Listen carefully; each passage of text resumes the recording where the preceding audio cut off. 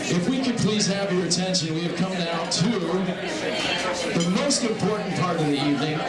We'd love it if you could give your full attention to our family speaker this year, Jamie Jonz.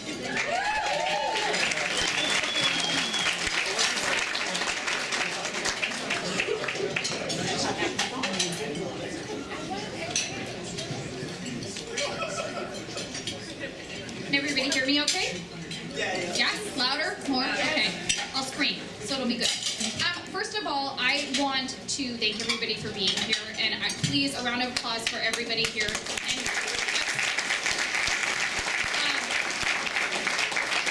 And, your generosity tonight, I'm already starting to cry, and I haven't even given my speech. So, seriously, it means so much, and I'm hoping that this will kind of show you what you're doing tonight and where that goes. So again, thank you so much. I also want to thank the board and give them a round of applause. You guys have done an amazing job, and I'm so proud to be a part of such a passionate and caring group. And so yes, for them as well.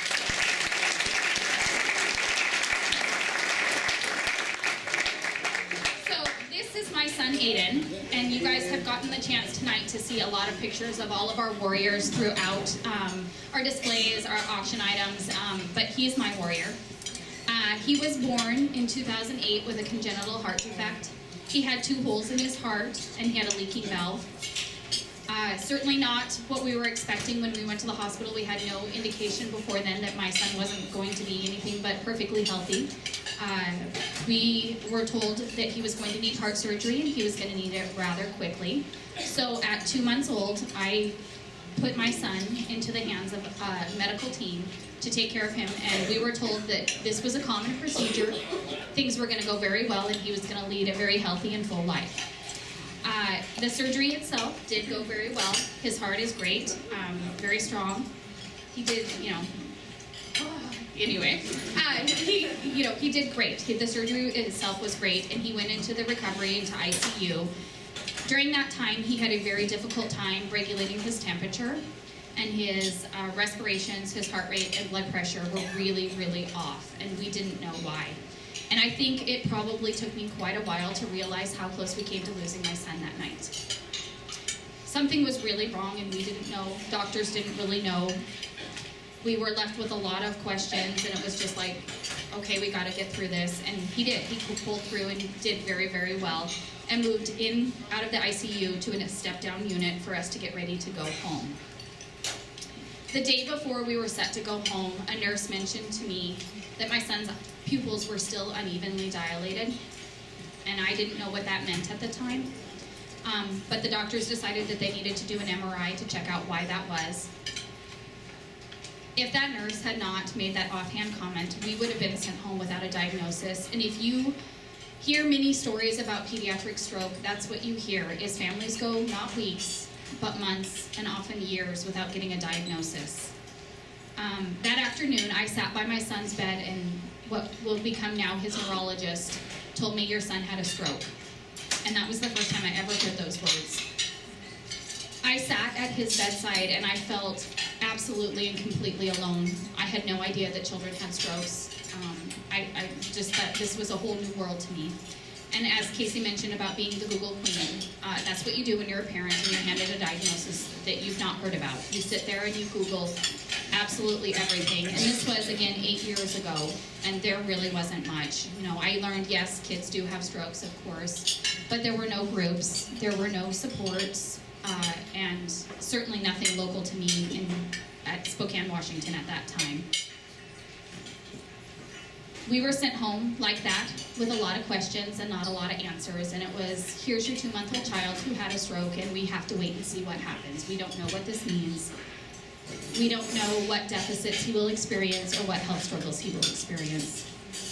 From that time on, my son's life and our family's life was filled with doctor's appointments, therapists, medication, feeding tubes, and paperwork. And that was our introduction to pediatric stroke. My son is now 8 years old, so this is the happy part. And I can easily say I am so amazed by him every single day. And he has experienced more doctors and tests and therapy, blood draws, medical visits, hospital stays, in 8 years than most of us will ever experience in our lifetime. Because of his stroke, he has ongoing seizures. This is really common in kids who have had strokes, and it's a very big reality in our life. His seizures have not responded to the 8 or 9 meds that we've tried, and he is not a candidate at this point for surgery for that. I live in Aidan, Idaho, and we do not have the access to the amazing medical care that you guys do over here. We do have neurologists, but they are over, about 45 minutes away, and it is nothing like you guys have here. And families here are so fortunate, and it is absolutely amazing. Several years ago, I connected with Casey on a parent-to-parent support group, and it was amazing to hear about the support that is going on over here and was going on over here at that time. And the doctors here that didn't question that a child could have a stroke, but also knew that your child was so special in that respect, and that their recovery was going to be an ongoing and a lifetime thing.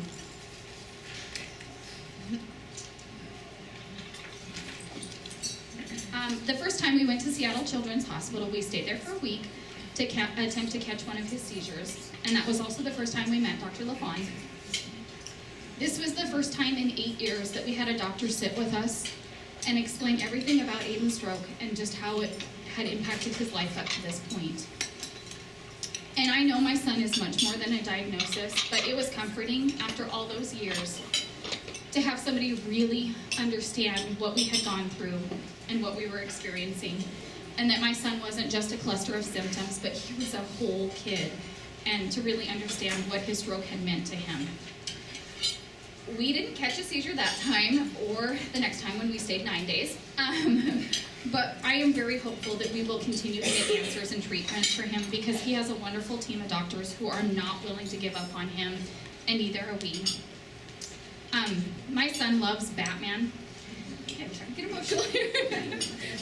He loves Batman comic books, and he has the best smile ever. And when people meet my son, they don't see his struggles, and they don't see him as a stroke survivor. They just see him as a little boy. And that's so important to me.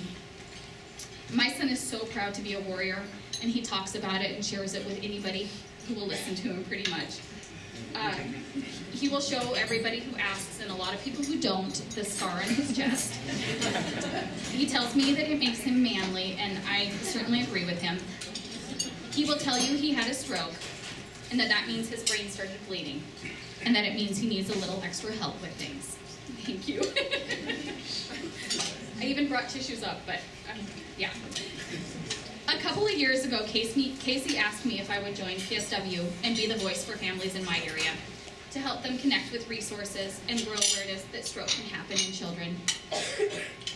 My goal, personally, for Pediatric Stroke Warriors is to never have a parent sitting alongside their child in a hospital bed and feel alone, because that's absolutely how I felt at that time.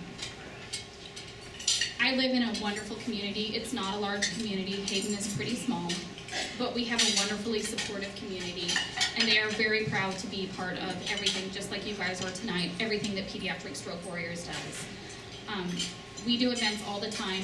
We work with the schools in our area and different businesses, and at almost every single one of those events, you will see Aidan by my side, showing his, being proud to be a warrior.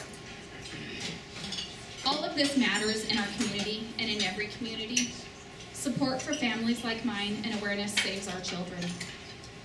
I'm so grateful to have the family support with PSW, and even more grateful to be able to turn around and pay it back.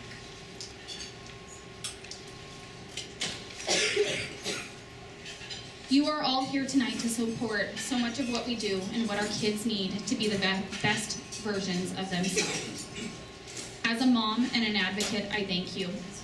And I know Jim is going to come back up here in a moment and ask you to fund a wish, and I hope you give with a generous heart and know that every single dollar you do give makes an impact on families like mine and so many of the families that are here and ones who couldn't be here tonight. So, thank you.